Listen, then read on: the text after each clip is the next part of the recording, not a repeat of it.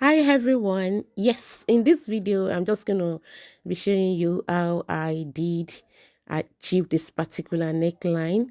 This is a V-neck princess that cut with a lace edge on the neckline, and this is how. Before getting to this stage, I already drafted my pattern, the normal princess that cut pattern, and then I had to just alter the center front, the mid pattern rather, at the center front. Yeah, and then I went ahead to slash open that part where I want the lace edge to be. To see the full video, do well to subscribe to my channel, follow and like to get notified whenever I post any videos at all. And the full video I'm going to post later today, so you want to do well to subscribe so that you get notified when it's posted. And this is how I went about to achieve the look.